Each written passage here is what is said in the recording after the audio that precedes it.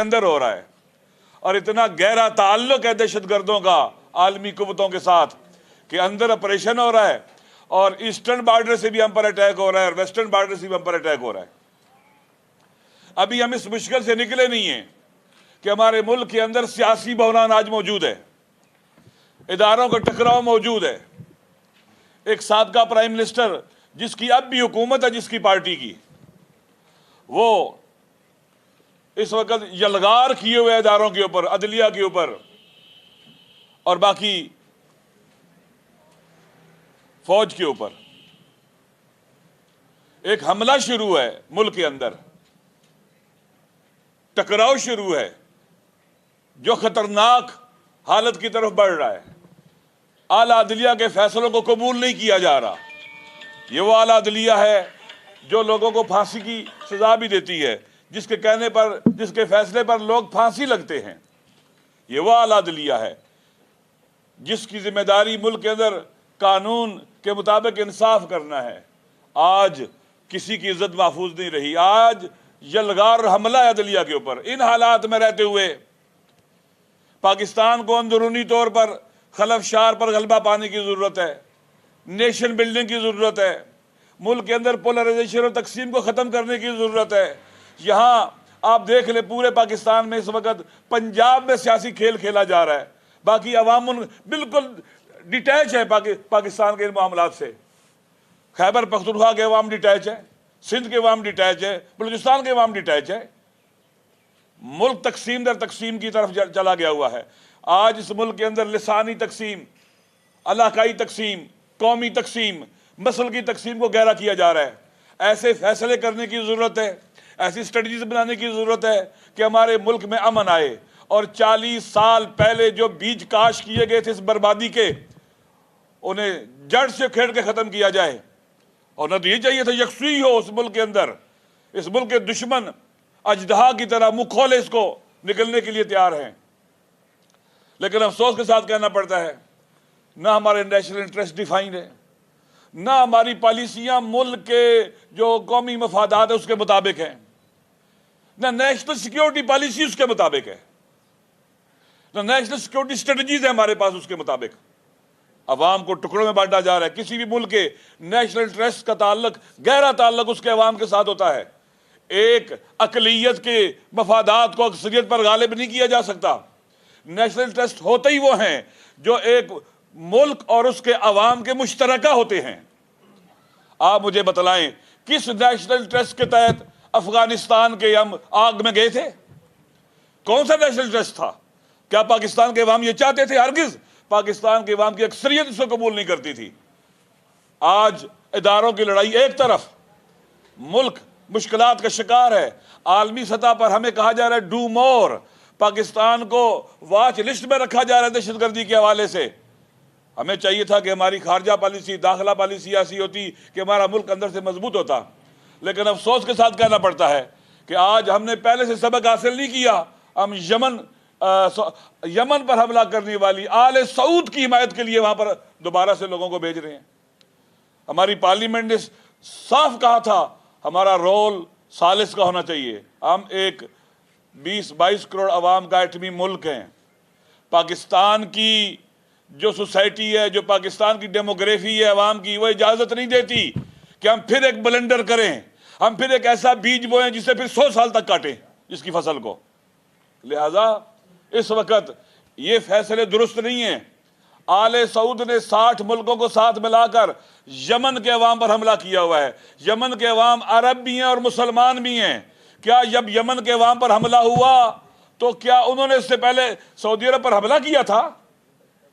آج 3 سال سے ان کا سمندری محاصرہ ہے، ان کا دریائی محاصرہ ہے، ان کا فضائی محاصرہ ہے، ان کا زمینی محاصرہ ہے۔ ان پر روز بم مارے جاتے ہیں، بچے قتل ہوتے ہیں، عورتیں قتل ہوتی ہیں۔ وہ مسلمان ہیں، وہ غریب ہیں۔ کیا ایک طاقتور کو حق ہے کہ اپنے غریب ہمسائے پر چڑھ دوڑے اور اپنی رائے اور مرضی پر ٹھونسے؟ من رضی بفعل قوم فإنه منهم، قرآن کہتا ہے کہ جو لوگ قاتلوں کا ساتھ دیتے ہیں وہ قاتل ہی کہلاتے ہیں، انہی میں سے ہو جاتے ہیں۔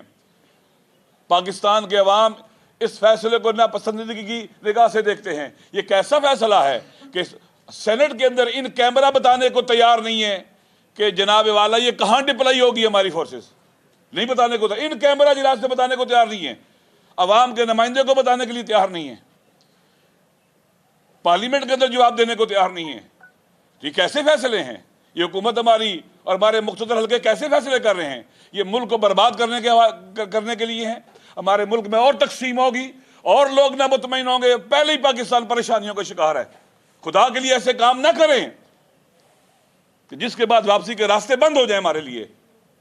امریکہ اس بلاک کا، اس الائنس کا سربراہ امریکہ ہے۔ امریکہ، یمن کے عوام مسلمان ہیں، غریب ہیں، مظلوم ہیں۔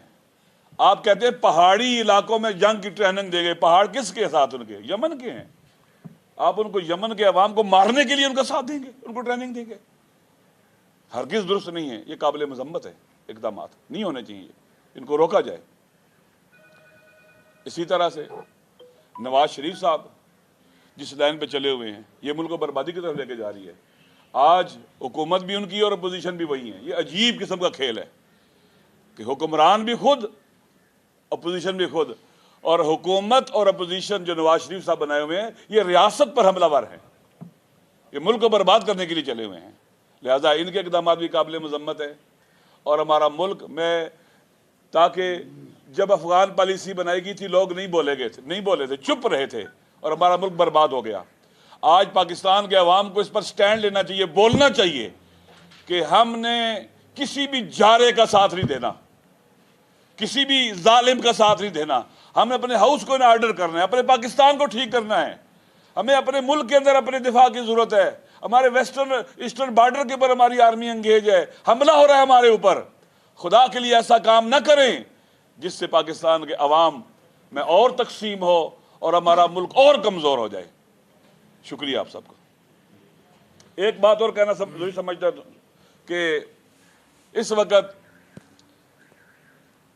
نون لیگ کی حکومت ہمارے اوپر اپنے اداروں کے ذریعے اور مختلف طریقوں سے مجلس اتحاد مسلمین جو ایک دینی سیاسی جماعت ہے، جو عوامی جدوجہد پر یقین رکھتی ہے، پریشر ڈالے ہوئے ہے اور دباؤ ڈالے ہوئے اپنے وکٹمائزیشن کی آخری حد تک گئی ہوئی ہے۔ انشاءاللہ ہم سیاسی طریقوں سے ان ہتھکنڈوں کا مقابلہ کریں گے، ہم میدان میں ثابت قدم رہیں گے۔ ہم پاکستان کے آئین اور دستور پر یقین رکھتے ہیں۔